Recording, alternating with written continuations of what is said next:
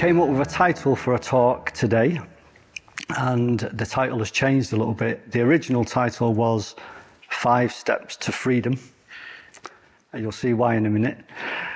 And then I got down to 3 Steps to Freedom.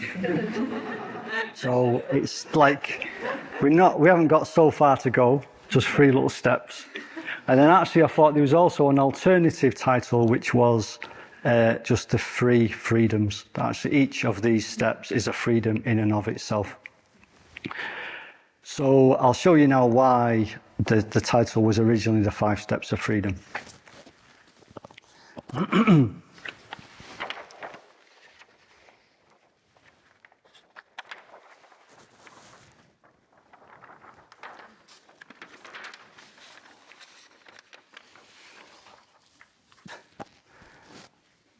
So when I wrote that out this morning, after writing it out, I thought, God, that's a lot of words, isn't it?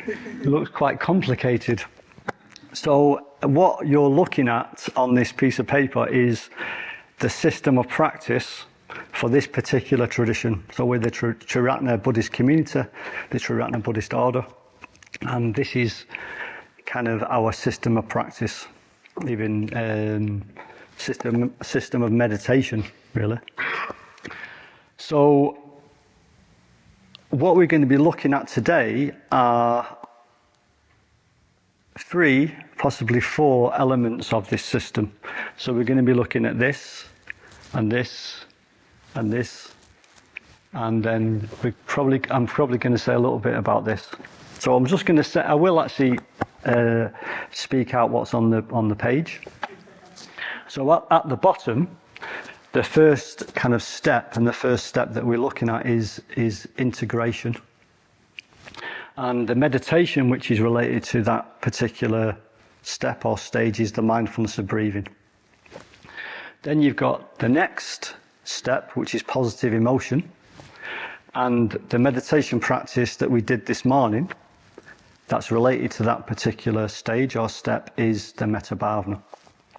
And there's also this section on the side where there's like an alternative rendering, an alternative way of talking about that particular step. So it's positive emotion or skillful intention. That's this second step.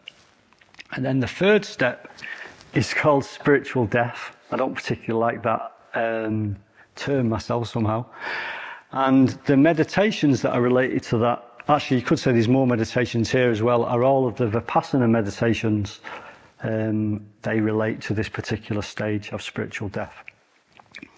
So there's another order member called Prakasha, and he came up with an alternative way of saying that, and he called it investigation. And I've added to that the path of seeing or seeing through. So this is really what we're going to be looking at today. But to make it complete, so you've got this 4th stage or step, which is called spiritual rebirth.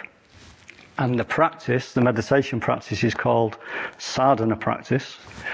And sadhana practice, it involves the visualization of Buddha or Bodhisattva figures. And again, Prakasha said that another way of talking about this particular stage is to talk about the imagination. That's kind of like what it's really about, working with the imagination. Not in the sense of like very distracted, kind of like lost in the imagination, but actually that these figures are illumined images, so they're kind of reality manifesting through an image, like the Buddha figure, for instance, or on the shrine, we've also got this figure of this female figure, Prajna Paramita, who's related to wisdom. And then you've got this next stage or step, which is spiritual receptivity. And the practice which is related to that is just sitting. And the alternative way of saying that is spontaneous compassionate activity, or the stage of no more training. That's kind of how it's sometimes rendered. So, I was also thinking about this like the system as a whole, I think is a very solid system of practice. And it's definitely capable of taking you to awakening, I would say. And this is what I've been practicing kind of over since I've got involved with this particular tradition, and I've got a lot of confidence in this system. It's very broad, actually. So we'll start here. We'll start with this particular stage. So the stage of integration. So the fact that it's the stage of integration kind of tells us something about our experience as a starting point, which is that often we are not very integrated. We are quite scattered or distracted. Or you could even say that we're split. So I was thinking this morning that I almost said this when I was leading through the meditation practice, that it's like your body is present, your body is here, your body is in the room, but your mind is somewhere else. Your mind is doing something else, and you've kind of gone. So there's a kind of split between, at that point, there's a kind of split between your bodily felt experience and where your mind is taking you. So the integration is a kind of bringing back, a kind of gathering and absorption of all of this kind of scattered kind of energies, scattered thoughts, distractedness. That's what we're kind of working with in this particular stage. And the practice is the mindfulness of breathing practice. That's the practice we didn't do today, but we will do next week. So to say just a little bit about mindfulness, so there's a very good paper by a senior order member in our tradition called Subhuta, and he wrote this paper called Mindfulness and the Mind, which I found very helpful actually when I read that, and it's in a book called Mind in Harmony. So he said that what he was talking about was that, so sometimes these days there's talk about kind of secular mindfulness.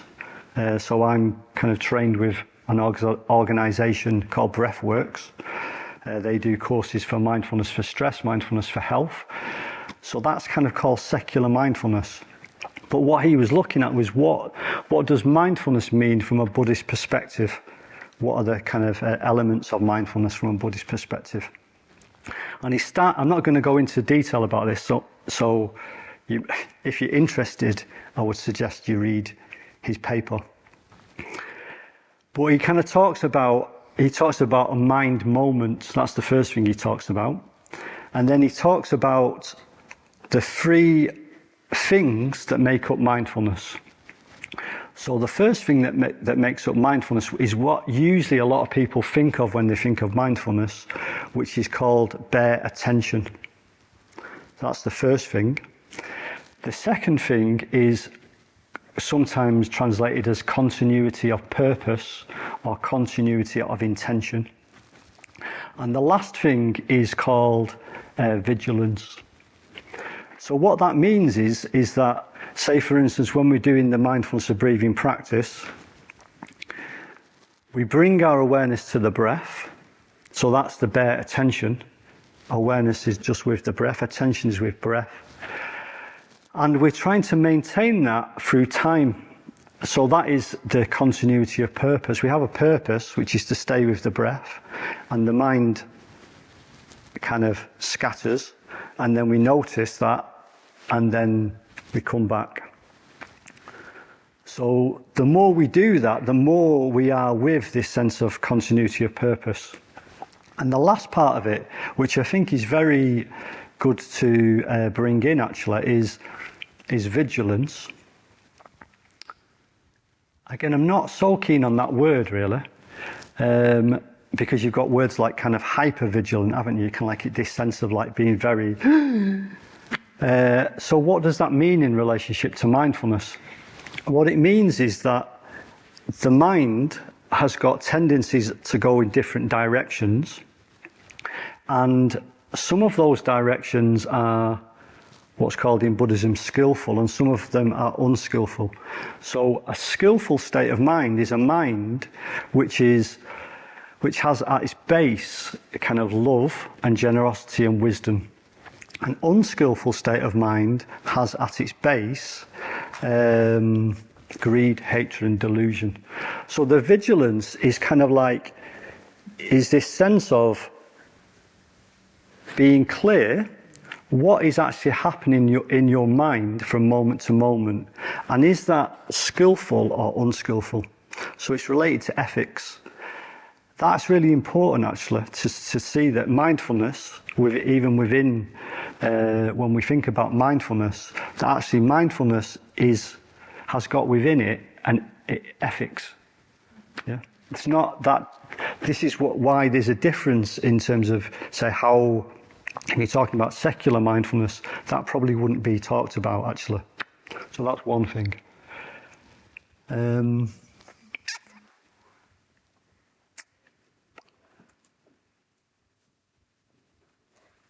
Another definition of mindfulness, which I quite like, it comes from John Kabat-Zinn, and he says mindfulness is paying attention in the present moment, non-judgmentally. Paying attention in the moment, non-judgmentally.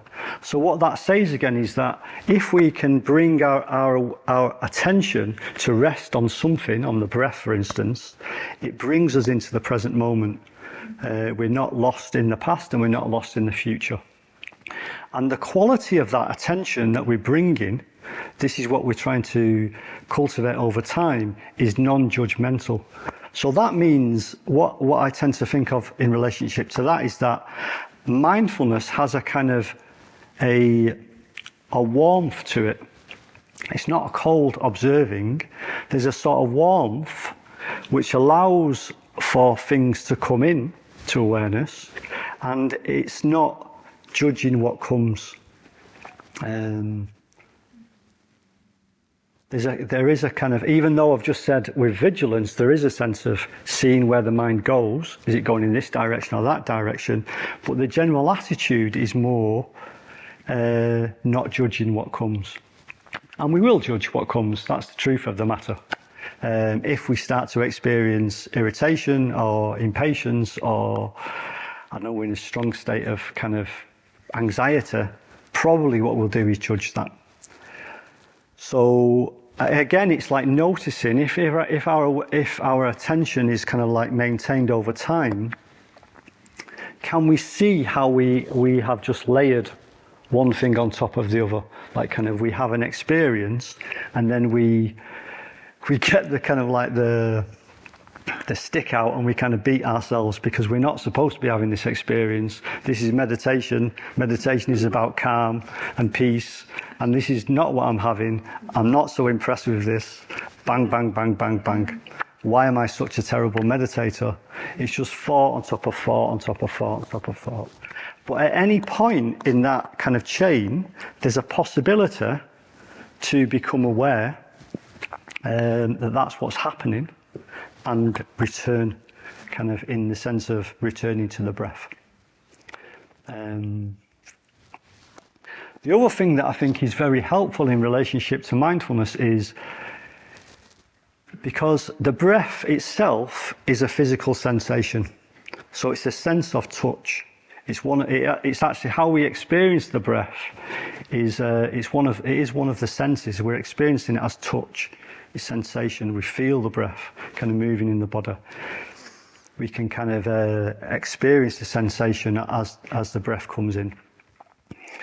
So another thing which is very helpful in cultivating mindfulness is to come back to any of the senses. So that could be touch, it could be smell, it could be taste, it could be hearing.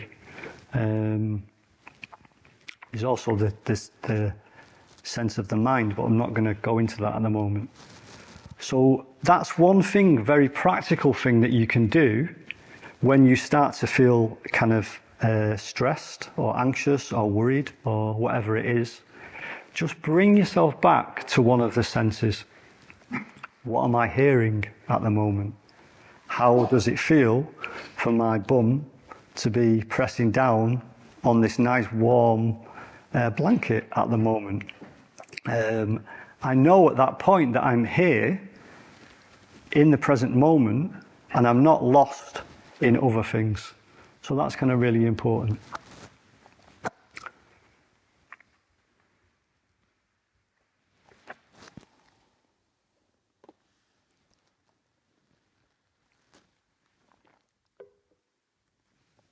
So that's mindfulness. I'm going to say a little bit more maybe in a little while. So then the next step to freedom. Well, actually, I suppose in a way you could say with this first step, one of the ways in which you become free is that the more we can be with the senses, the less we are caught in the kind of the proliferating quality of the mind, the kind of the fact that one thought leads to another, leads to another, leads to another, leads to another. So what that means is that actually over time, by bringing our awareness back to the body or senses, there's a possibility that distraction and kind of being scattered sort of reduces. We become more integrated, we become more whole. Yeah. So that's mindfulness. So, and that's obviously freeing, isn't it? To be free of kind of being really scattered is quite an achievement in and of itself, actually. So the second freedom, the second step to freedom is positive emotion. So we've just done this practice, all of us, this metta bhavana practice, the cultivation of loving kindness.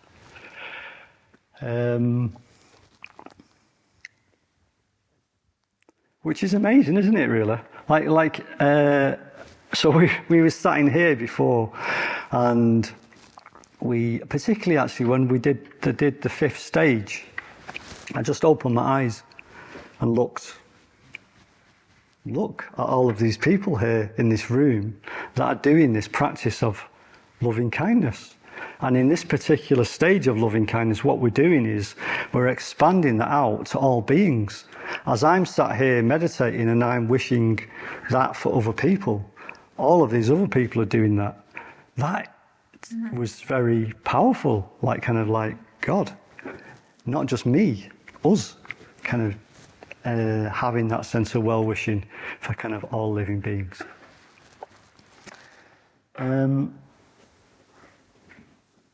Oh yeah, sorry, I need to go back to something. So in terms of mindfulness, another way of talking about mindfulness, I would say, is that what we're cultivating is a sense of presence. So what I mean by that is, over time, we are learning to be present with things as they are. So this is maybe that is a good question to ask yourself from time to time. Am I present? And in a way, we can do that all of the time. We can be with another person, and well, are we with the other person or not? Am I present? Or am I divided? Am I stood there physically, but actually I'm not there because I'm so kind of worried about what's coming up next or the thing that I've got to do or whatever. Here's this opportunity to be present with this other person, and it doesn't seem available to me at the moment. So then how do I, if that is the case, I'm worried, I'm anxious, how do I then become present? Very simply, well, just look at the person, feel your body. Kind of already something starts to change kind of when you do that. So this is another way of talking about mindfulness, just being present and learning to be present. Learning to be present with everything that comes into your experience. So it creates a sense of robustness, actually. The more we can do that, we become more and more present to all of these various ways in which the mind manifests. Yeah, things we like and things we don't like. So yeah, that was mindfulness again. Back to positive emotion. So I'm actually going to, I'll just read something to you actually at this point.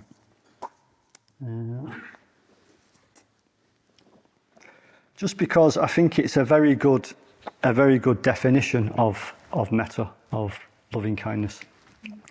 So this comes from a book called Living with Kindness by Sangharakshita. He's our kind of the founder of our tradition.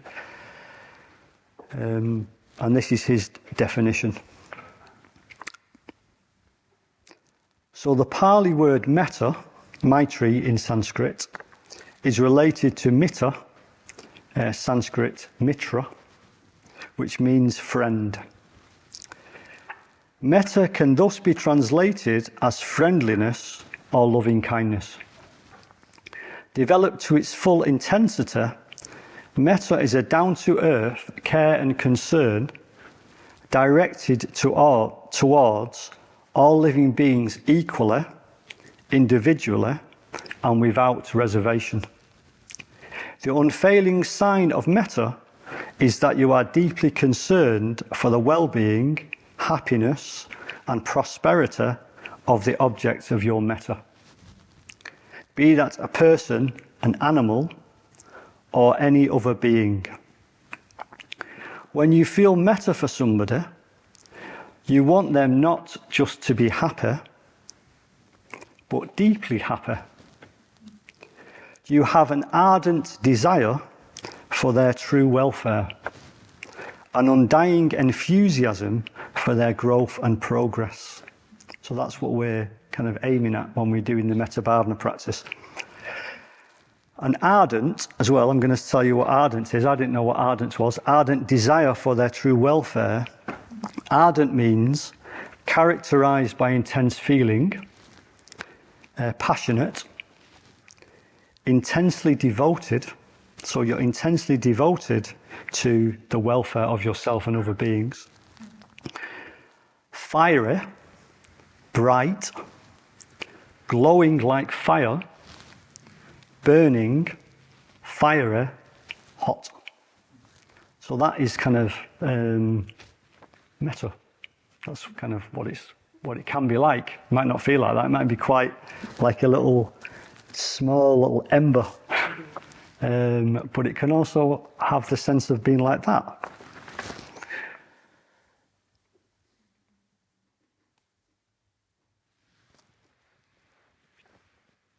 So I'll just say a little bit as well about this other rendering of metta, of loving kindness.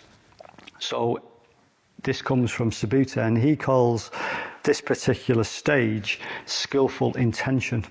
So you're intending to be skillful. So again, this brings in the fact that what we're doing in the metta bhavana practice is cultivating skillful mental states. So, well, metta itself is a skillful mental state. And we're also working to transform unskillful mental states.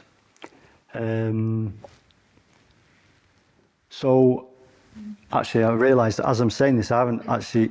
Oh yeah, well, we've all done the practice. So we know the practice has got these 5 stages. So loving kindness towards ourselves, loving kindness towards a good friend, towards a neutral person, towards a difficult person, and towards all beings. So obviously, as we bring those different people to mind, we will have different responses, won't we? Particularly towards the difficult person, if we're honest.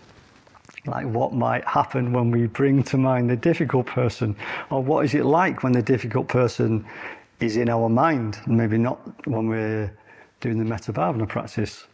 It might not be that what the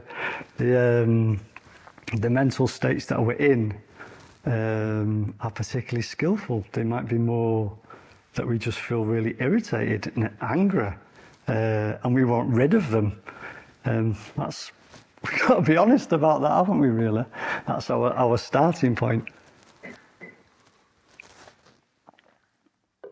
What the metta bhavana is saying is that we have that emotion can change.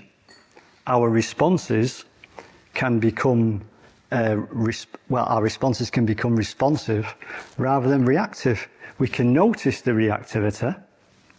And like I said before, you've already been practicing mindfulness. Maybe there's a bit more sense of presence, being able to be present. And we've also had this sense of non-judgment mentality. Can we not judge ourselves when we start to experience these emotions? That's very important. Trusting that the emotion itself is changing is also very important. And then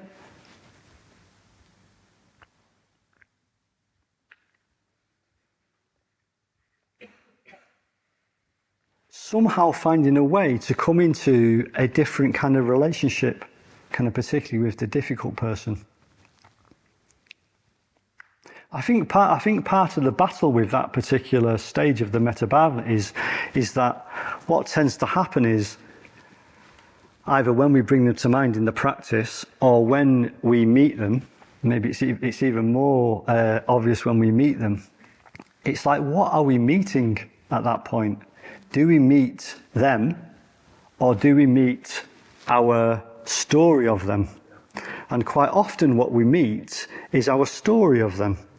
We see through our story this person, and fair enough actually, the person will have hurt us at some point. That's part of the reason why they're difficult. Yeah, that also needs to be felt and held and cared for, kind of within ourselves. But then when we're in relationship to the difficult person, I kind of think part of the skill of that stage is like, can I come into relationship with them fresh? So how are they kind of presenting themselves to me now in this moment? I've got this idea of how they're going to present, and I'm also waiting for them to present like that. And when they do present like that, then my definition of them can stay fixed and solid, and I don't have to do anything about that. Yeah, they're just a pain in the arse, this person. And that's how they're going to stay. They're always going to be a pain in the arse. And the metabhavana is saying, yeah, you're feeling something in relationship to this person. It's not pleasant. Maybe you're reacting to them. But is that the whole of them, actually? And actually, even, like I say, in the moment, they might not be a pain in the arse. They might actually just be quite relaxed or something. And it's like, can you just meet that, actually? Oh, right, there they are. At this moment in time, there isn't a problem. So it's definitely about how we define, and can we let go of the definition. So that's positive emotion, a bit on positive emotion, a bit on the metabhavana and loving kindness. So then the next stage that I want to talk about is spiritual death. Like I said, I don't particularly like that rendering. Investigation is a bit better.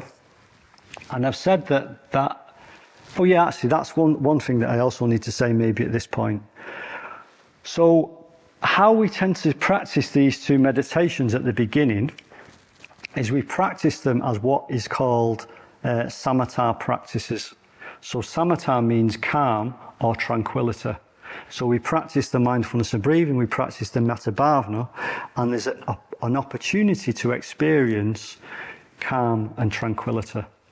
And that calm and tranquility can deepen, or we can,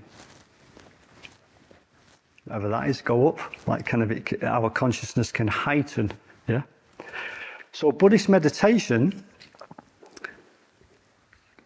when we practice in Buddhist meditation, there's also an opportunity for us to really soar, actually. Enter what are called the dhyanas. The dhyanas are higher states of consciousness. This is one of the things that is possible with Buddhist meditation.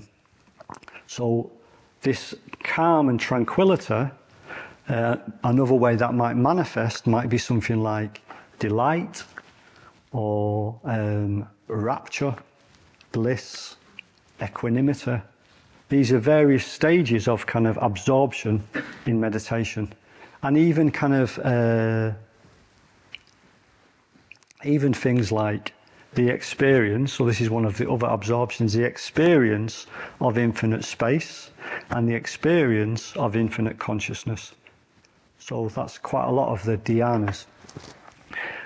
But these states, these samatha states, are conditioned.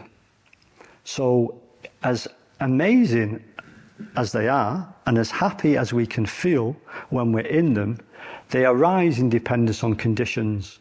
So we meditate, we put in effort, and maybe we enter into these states of mind. And then at some point, because they're conditioned, the conditions start to fall away, or we come out of the meditation. So again, the conditions sort of fall away, and the state dissolves. It's very nice, but it does dissolve because it's conditioned.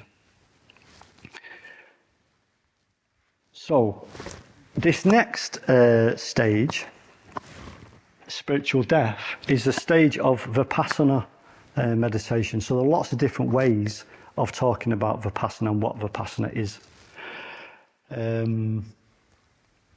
It actually translates as insight or seeing things as they are. So this is the kind of the wisdom aspect of Buddhism. This is how the wisdom aspect of Buddhism is entered into through these particular meditations. And I was thinking about this morning. I was thinking, well, what is the first thing that happens when you're doing this kind of meditation? I was thinking the first thing that happens is that you just relax. That's the first thing. You just relax. And so in a way I'm talking about maybe a particular way of working kind of in with these kind of meditations. So generally when I teach meditation, I teach it in a specific way for a specific reason. So the first thing that I tend to say to people is, don't do anything. So that's the first thing. So relax and don't do anything. And I would say that working in this way with these kind of particular meditations, the practice that is most useful, well, in the way that I'm going to be talking about it, is the just sitting practice. So the just sitting practice, the way Sangharakshita talks about it, he says, when you sit, you just sit. That's it. That's his explanation of the just sitting practice. When you sit, you just sit. So relax. Not doing anything.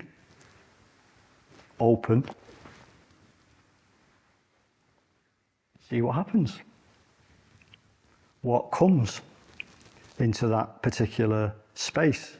Space, when I'm saying space, I'm talking about the space of awareness. What we're resting in is awareness.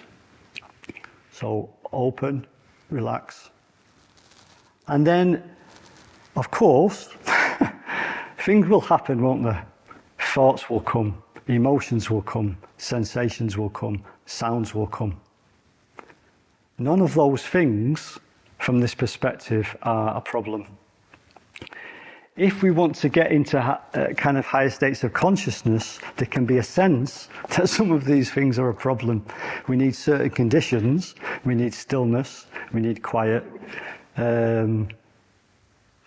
We want thinking to kind of go into obeisance, and then we enter into these particular states of consciousness. In this way of working, thoughts are not the problem, sound is not the problem, because you're not doing very much.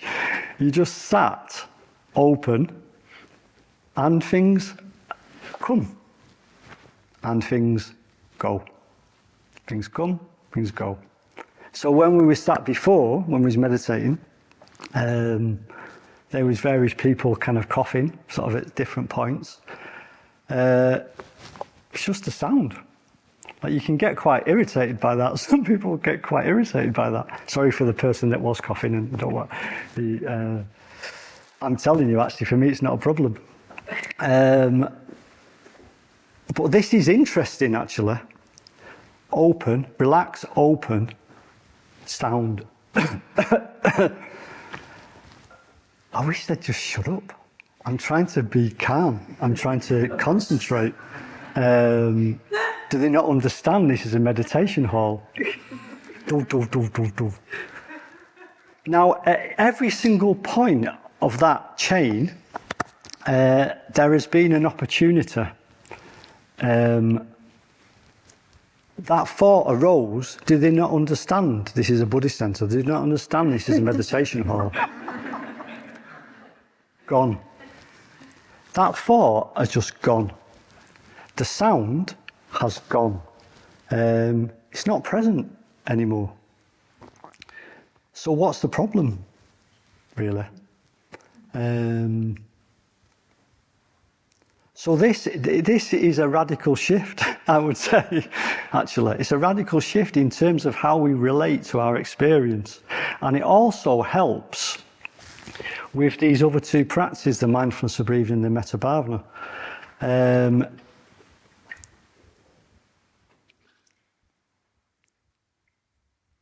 Because what we're starting to see is that thought and anything else that actually arises is no big deal, actually. It's just an arising. It's just come, it's appeared, and it's gone. So sometimes some of the texts talk about that the manifestation appears vividly. Yeah.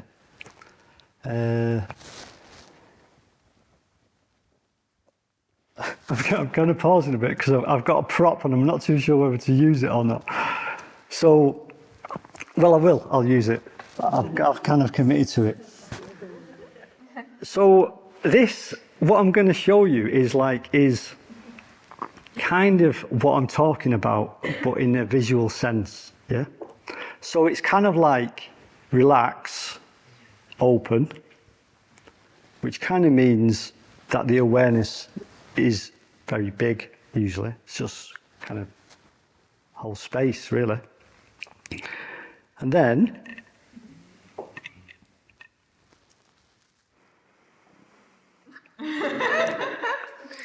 now just watch for a minute.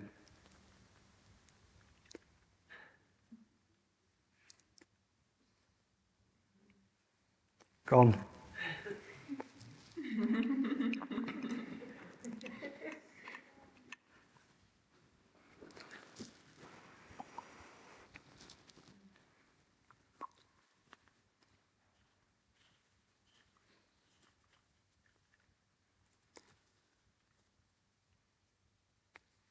Gone.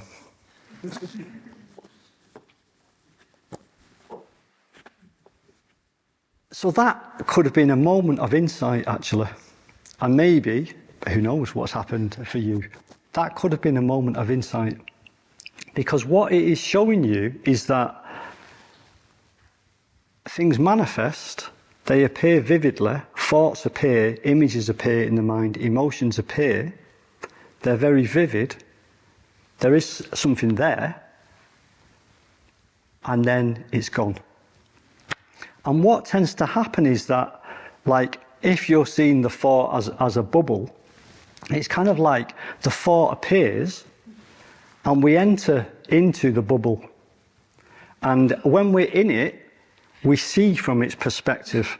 Yeah, we see what the thought is saying becomes the way that we're looking at everything.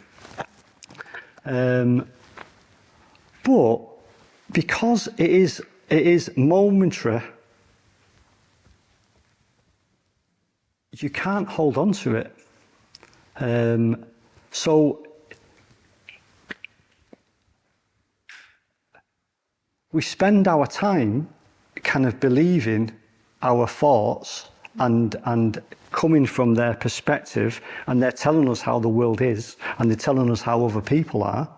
It's just like I said with the metabhavna, we're defining people in a particular kind of way, which is limiting things. But the truth of the matter is, there is nothing that is limited in that way because of what we've just seen. That has just appeared, and then it's dissolved.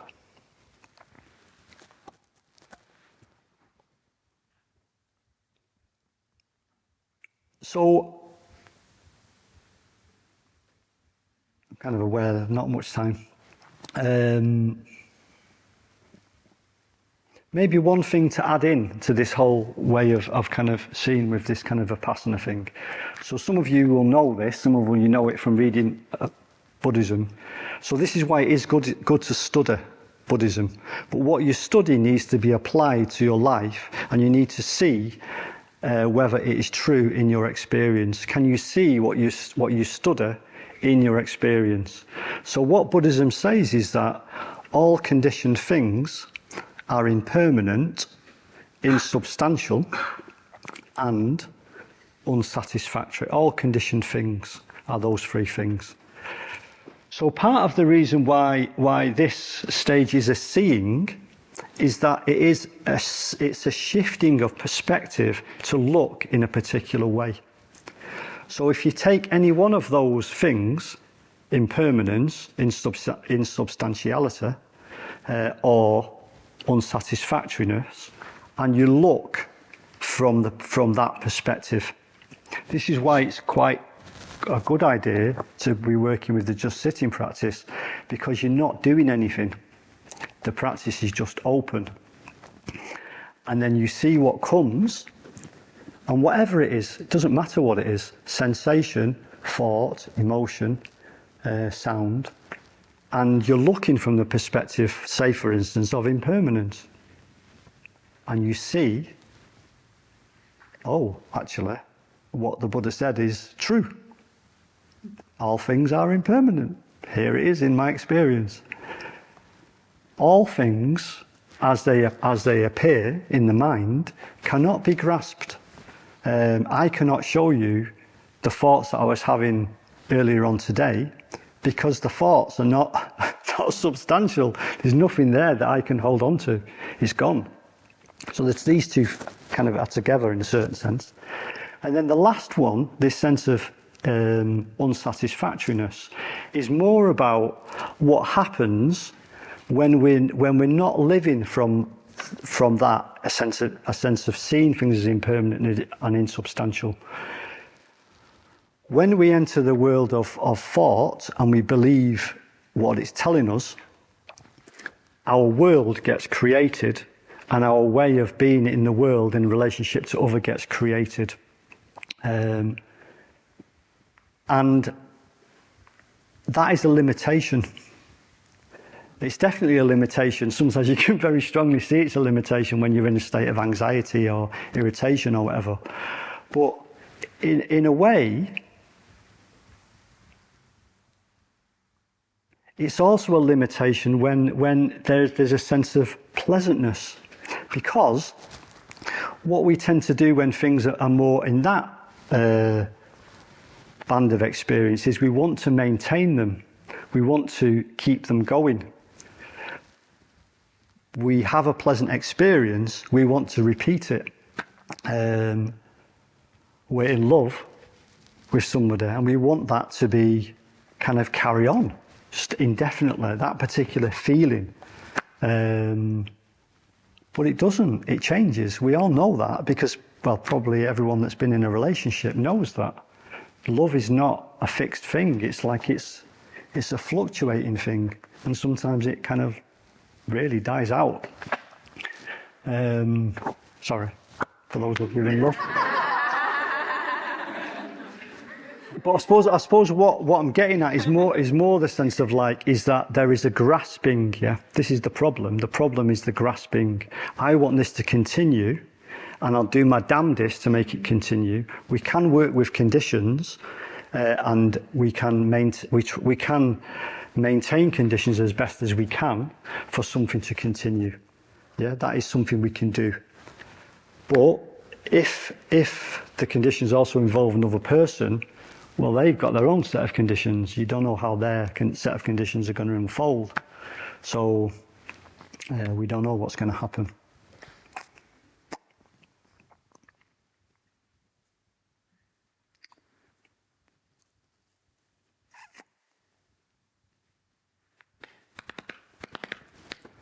That's it.